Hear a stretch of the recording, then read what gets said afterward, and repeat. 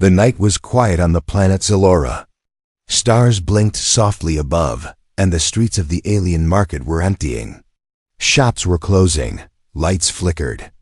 A gentle breeze moved through the narrow alleys. Then a cry broke the silence. "My mother won't wake up. Someone please help." The voice was small, weak, full of fear. A young alien boy, no older than 6, ran through the street barefoot. His skin was pale blue, and his eyes wide with tears. He clutched a piece of torn cloth in his hand. His voice cracked as he shouted again, "Please, my mother, she's not moving." Aliens looked at him. Some stepped back. Some shook their heads and walked away. "She's probably sick," said one vendor. "She's from the slums." "Not our problem," said another. The boy fell to his knees, crying. No one helped. No one even looked twice, except one. A human man stood at the corner, watching. He had a strong build, dark jacket, and a tired face. His name was Jace Carter, a traveler and ex-soldier from Earth. He had seen war, death, and cruelty. But this was worse. This was silence in the face of a child's pain. Jace walked over and knelt beside the boy. "Where is she?" he asked gently. The boy looked up at him, shocked. "You'll help her?" Jace nodded. "Take me to her, now." The boy grabbed his hand and pulled him through the dark alleyways. They ran past old trash bins, broken lights, and small shacks built from metal scraps. Finally, they stopped at a small corner behind a storage crate. There, lying on the cold ground, was the boy's mother. She was thin. Her face was pale and wet with sweat. Her lips were cracked. Her chest rose and fell very slowly, almost like she was sleeping. But something was wrong. "She won't wake up," the boy whispered. "She was shaking before. Now she's cold." Jace checked her pulse. It was weak, barely there. Her skin felt icy. "What's your name, kid?" "Kale." "All right, Kale. I'm going to help her, I promise." Jace picked her up gently. She was light. Too light. Starving. As he carried her through the streets, aliens watched from behind curtains and doors. Some whispered. One older alien stepped forward and said in a low voice, "Don't get involved, human. That woman is from the dead zone." Jace didn't stop. "Then that's exactly why she needs help." He reached his small rental room on the edge of the city. Inside was a bed, a medical kit, and a bottle of clean water.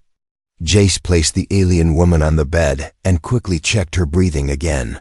He gave her water drops, cleaned her face, and wrapped her in a blanket. But she still didn't wake. Kale stood nearby, shaking. "Is she dying?" Jace paused. He didn't know the answer. "Not if I can help it." He pulled out a small scanner from his pack, old Earth tech.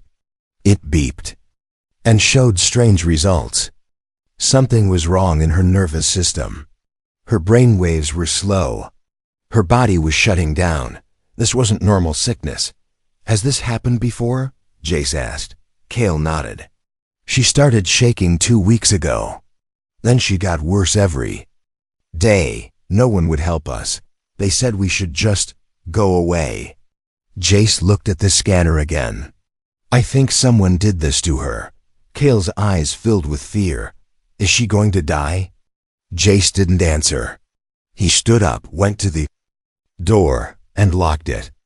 He looked out the window. Something wasn't right. If this woman had something inside her, something unnatural, then someone out there might be watching, waiting. Jace sat beside Kale and placed a hand on his shoulder. "I'll do everything I can to save her, but I need you to be brave, all right?" Kale nodded slowly, wiping his tears. Outside, the wind howled louder than before. Inside, the mother lay silent. But something under her skin started to glow faintly on the side of her neck, and Jace, unaware of the danger ahead, whispered, "I'm not leaving you behind. Either of you." The lights flickered. Not from the building. Not from the power, but from her. Jace stared at the glowing pulse under the alien woman's skin. It beat slowly, like a dying star. A faint blue light moved along the veins in her neck, flashing once, then stopping, then flashing again. "What is that?" Jace whispered. Cale didn't answer. He just looked at his mother, his small hands shaking. "She's getting colder," he said, "even though the blanket is warm." Jace leaned closer. The mark on her neck wasn't natural. It was shaped like a spiral, glowing from under her skin, like a buried machine. Her eyes were still shut, her breathing shallow. "She's not just sick," Jace muttered. "She's fading." Cale looked up. "What do you mean?" Jace stood and grabbed his scanner again. He had to be sure. The screen showed the same strange pattern: weak heart, cold body, and a strange signal coming from the glowing mark. Who did this to her? Jace asked. Cale hugged himself. "I don't know. A few weeks ago, she was normal. She used to work in the metal yards. Then one night, she came home late. She said she saw something she wasn't supposed to." "What did she see?" Cale looked away. "She never said. But the next day, she started shaking. Then the mark appeared." Jace's jaw tightened. This wasn't just sickness. This was control. A hidden device, maybe. A chemical weapon. Or something worse. He tried calling local med centers again. No reply. The few he did reach cut the line the moment they saw her face on video. One medic even hissed, "She's from the silent program, isn't she? You're a fool for helping her." Silent program? Jace had heard rumors during his travels. Secret labs, test subjects, people taken from slums and never seen again. Cale was watching him. "No one wants to help us, do they?" Jace knelt down again. "That doesn't matter." "I do." He looked back at the glowing mark. "We need help that won't ask questions. Someone who knows how to deal with tech like this." He grabbed his coat and checked his pulse blade. His instincts told him the clock was ticking. "I'm taking her to someone I know," Jace said. "A black market medic. He used to fix soldiers during the war. Maybe he can help her." Cale's eyes widened. "Can I come?" Jace shook his head. "Too dangerous. You stay here. Lock the door. Don't open it for anyone unless it's me." Cale hesitated. "Promise you'll bring her back?" Jace looked him in the eyes. "I swear." He picked up the woman again. She was barely breathing now. Her head leaned against his chest. The glow on her neck dimmed a little more as he stepped into the street. The night was colder than before, but something else chilled him deeper. There was no one outside. Not even shadows. As if the city itself was holding its breath. Asterisk, the medic, didn't speak for 10 full seconds. He stared at the woman's neck, lips slightly parted, face pale. Then he whispered one word that made Jace grip his blade. "Prototype." Jace's jaw clenched. "What do you mean?" The black market medic, an old four-eyed alien named Drake, stepped back slowly. His clinic was hidden beneath the old steel bridge, deep in the slums. The walls were covered in rust. Machines buzzed and blinked weakly. Jace had been here before for injuries. Never for something like this. Drake pointed at the mark under the woman's skin. "That's not natural. That's a control node. Military grade, but not from any army I know." He turned on a scanner and held it over the glowing spiral. The device made a strange noise, a whine followed by silence. Drake's face tightened. "That's not just a tracker," he said. "It's a lock. Her body is being shut down from the inside, bit by bit." Jace swore under his breath. "She's not even from a prison camp," Drake continued. "This mark belongs to something darker, a failed project, a forgotten experiment." Jace held her hand. It was ice cold. She was just a worker, a mother. Why her? Drake looked at him. "Because no one would notice if she disappeared." Jace stood up straight. "Can you remove it?" Drake shook his head quickly. "Not without triggering it. The node is connected to her brain and heart. If I touch it wrong, it'll kill her instantly. Jace's voice turned hard. There has to be a way, Drake thought for a moment. Then he said quietly, there's an old place. A bunker. Abandoned since the last war. Some say it was used for these experiments. You might find answers there. Maybe even a key to shut it down. Jace nodded. Where? Drake hesitated. Outskirts. Dead zone. But listen, human. If they find out you're looking into this, they won't just go after you. They'll come for the boy too. Jace's face darkened. Then I'll make sure they never find me. As he turned to leave, Drake stopped him. One more thing. The mark, it's not just killing her. It's calling something. Jace stopped in his tracks. What do you mean? Drake showed the scanner results. Every hour, the mark sends out a short signal. Like a ping. A call. Someone or something knows exactly where she is. Jace didn't reply. He just tightened his grip on her and disappeared into the night. But less than 10 minutes after he left, shadows moved outside the clinic. Figures in black suits. Masks without faces. Silent as smoke. And one of them whispered. Into a CUM device. Target confirmed. The prototype has moved. And she's not alone. The window cracked first. Not from wind. Not from noise. But from pressure. Like something invisible pressed against the glass. Cale jumped back from the window in Jace's room. He had been waiting alone, just like Jace told him. But something felt wrong. The shadows outside weren't still anymore. They were moving, the boy back toward the wall, heart pounding. Then he heard it. A soft click. Then another, like claws on metal. Outside, on the rooftop across the street, 3 figures appeared, tall, silent, covered in black armor. Their helmets had no eyes, no mouths. Just one glowing red dot in the center. They didn't speak. They didn't need to. They were trackers. One of them raised a device. A map appeared in the air, showing a blinking light. The signal was coming from inside the building. The woman's mark was calling to them, just like Drake had warned. Meanwhile, Jace was still 2 blocks away, running through the back alleys with the woman in his arms. Her breathing was slower now, like the life was slipping out of her one breath at a time. He had to get back. Fast. Suddenly, his CUM buzzed. Cale's voice, panicked, whispering, Jace, they're here. They're outside. They saw me through the window. Jace froze. He looked around the dark alley, then started running harder. Hide.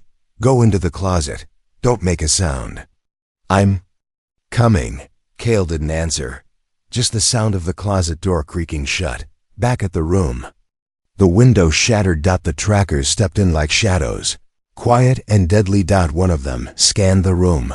Prototype location confirmed. Another pointed toward the bed. But the bed was empty. Only a pillow under a blanket. A trap. Suddenly, a loud bang echoed from the side hallway, an old gas can Jace had rigged earlier, just in case. Smoke filled the room. Cale held his breath, hidden inside the closet, heart hammering like a drum. He clutched a sharp piece of broken metal Jace had given him, just in case. Jace had said. Through the crack in the door, Cale watched the trackers step past him. The closest one stopped for a second right in front of the closet. Cale didn't breathe. Didn't blink. The tracker turned his head slightly, then moved on. Seconds later, the front door exploded open. Jace stormed in through the smoke, his blade charged. His eyes locked on the nearest target. With a growl, he slashed across the first tracker's chest. Sparks flew. The second tracker turned too late. Jace kicked him into the wall. The third raised a weapon, but Cale, trembling and brave, burst from the closet and stabbed the weapon with his metal shard. It sparked and jammed. Jace finished it with one quick strike. Silence followed. Jace was breathing hard, blood on his lip. Smoke in the air. Cale ran to him, and Jace pulled him close. You okay? Cale nodded quickly, eyes wide. They were going to take me. Not today, Jace said, picking up the woman again, and not ever. He looked around. The place wasn't safe anymore. They needed to leave. They needed to disappear. And fast, because the signal wasn't just calling trackers. It was calling something worse. Asterisk, the floor broke beneath them. Jace didn't fall by mistake. He jumped, holding Kale with one arm and the woman with the other. They crashed through the rotten wood and into the blackness below. Water splashed. Pipes groaned. Rats scattered. The sewers welcomed them like a beast opening its jaws. Jace landed hard, rolling to protect the woman in his arms. Kale hit the slime-covered ground beside him, coughing. Above, the hole they'd crashed through glowed. With flashing red lights, more trackers were coming. Jace pulled the woman close. Her pulse was faint, but still there. Her mark glowed brighter now, as if reacting to the danger. The light on her neck pulsed faster, like a silent scream. "Come on," Jace said, grabbing Kale's hand. "We follow the stink and stay alive." The sewer tunnels were old, forgotten by most, remembered only by criminals and survivors. Jace knew them well. He used to smuggle people out of war zones through places like this. He moved fast, using a small wrist light to guide the way. The walls were damp. The smell was worse than death. But Jace didn't stop. Behind them, the sounds of metal boots echoed from above. Trackers had found the hole. They'd follow the signal. "They won't stop, will they?" Kale whispered, "No." Jace said, "Not until she's dead, or they have her." They turned a corner and found an old steel door. It was half open, rusted, and covered in old war symbols. Jace kicked it open. Inside was a large, empty room filled with old crates and broken machines. A wall map, torn and faded, hung on the far side. Kale walked up to it. "What is this place?" Jace looked around. Then his eyes landed on a sign scratched into the wall. Beacon Core, Sector 7. His heart skipped. He remembered that name. Drake had mentioned it. The place where the silence began. He rushed to the wall map and cleared off the dust. Behind it was a secret compartment. Inside, an old datapad and something else. A glowing metal key. Jace picked up the pad. It flickered to life. A woman's voice spoke from the recording. "If you're hearing this, then the program failed. The prototypes are dying. But there is still one hope, Beacon Core. We left the shutdown code in the hands of the last rebel." Jace turned the pad around. On the back was a name scratched into the metal colon Mira-Len. Kale gasped. "That's my mother's name." Jace stared at the woman in his arms. "She wasn't just a test subject," he said softly. "She was one of them, a rebel. Someone who tried to stop it." A loud thud echoed through the tunnel, followed by another. He looked back at the tunnel entrance. Trackers were getting close, but now Jace had something more than just fear in his blood. He had a mission. "Let's go," he said. "We're not running anymore. We're taking her home." To Beacon Core, and deep inside the woman's chest, her heart gave one slow, stronger beat. Asterisk, she opened her eyes, but she didn't see the room. She saw fire. She saw soldiers screaming. She saw her own hands covered in blood, not from war, but from pulling children out of burning cages. Then darkness again. Jace knelt beside her, shaking. "She moved," he said. "Kale," she opened her eyes. They had reached the hidden core of the old rebel bunker.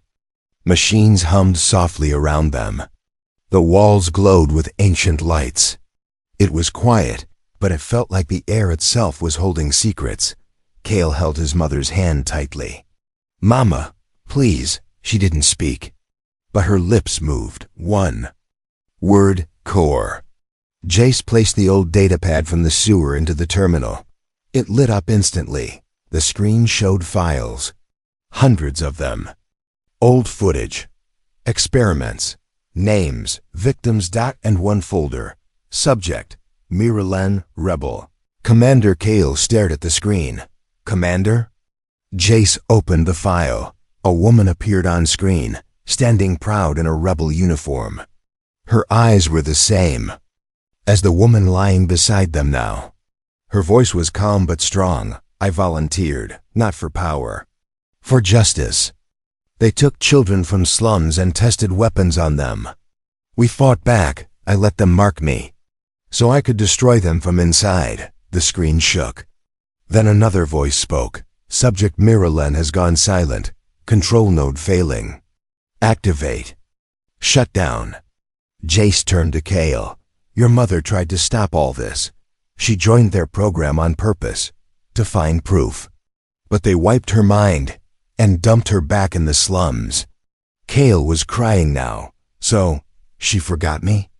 Jace shook his head. No, she never forgot you. She forgot them, the pain, the plan. Her own name maybe, but never you. Suddenly, the bunker lights dimmed. A deep alarm echoed through the walls. The trackers had found the outer gate. Jace looked down at the glowing key they found earlier. It matched a slot on the main control panel. He placed it in. The system word.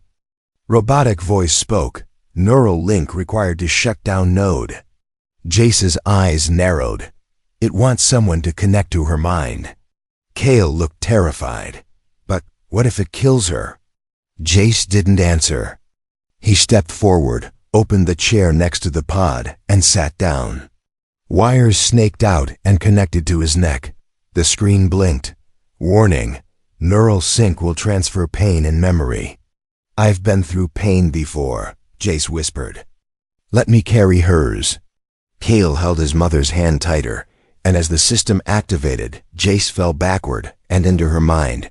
Inside her mind, he saw flashes, a cage, a child's scream, a needle, fire, running, holding Kale, begging the guards not to take him, and then silence. A steel room, a chair, a machine pressing into her neck. Forget who you are, a cold voice said. But then, her heart spoke back. Not my son. And with that, everything broke. Jace gasped, ripping off the wires. Sparks flew from the control panel. Miralyn, the mother, was sitting up. Her eyes were wide. She remembered, and her first word was, Kale? Kale threw himself into her arms, and, for the first time since the beginning, she held him, truly held him. The moment her eyes opened, the world changed. Not for her, for everyone else. Miralyn sat up slowly, her hands shaking, her body weak, but her eyes sharp and alive. Eyes that once led a rebellion. Eyes that once faced monsters in armor and never blinked. Now they looked at Kale. Her son, her reason. She pulled him close and held him, so tightly he could barely breathe. But he didn't care. He was crying, smiling, and whispering one word again and again. Mama, Mama. Jay stood nearby, bruised and burned from the neural link. He was swaying on his feet, but smiling. You're back, he said. Miralyn looked at him, confused for a moment, then nodded. Double quotes, yes, and I remember everything. The alarm blared louder. Outside the bunker, the trackers were cutting through the final gate. The red light spun across the walls. Jace limped over to the main console. There, almost in, Miralyn stood slowly. The mark on her neck had stopped glowing. The control had ended. But something else had awakened inside her. Then we don't run, she said. Not anymore. Jace raised an eyebrow. You sure you're strong enough? I led armies, she said calmly. And now I have something stronger than any weapon. She looked down at Kale. I have him. They moved quickly. Miralyn used the last of the data core to trigger a purge protocol, sending all files about the experiments and the silent program to every major planet network. Names, proof, victims. The truth could no longer be buried. Then they set the charges. As the trackers broke into the bunker, Jace, Miralyn, and Kale were already gone, climbing through a side tunnel that Mira remembered from long ago. Behind The base exploded, burying the darkness forever. Days later, across the galaxy, news spread. The silent program had been exposed. The name Miralem returned to the history books, not as a forgotten test subject, but as a hero and one quiet moment on a peaceful green hill far away from war. Kale sat in the grass, watching the sky, holding Jace's hand in one and his mother's in the other. "Will they come after us again?" he asked softly. Miralem smiled. "They can try." Jace leaned back with a chuckle. "But they'll learn. Real fast. You don't mess with a human and a mother who just woke up." Kale laughed. And in the sky above, a new sun began to rise. Bright, free, and filled with hope.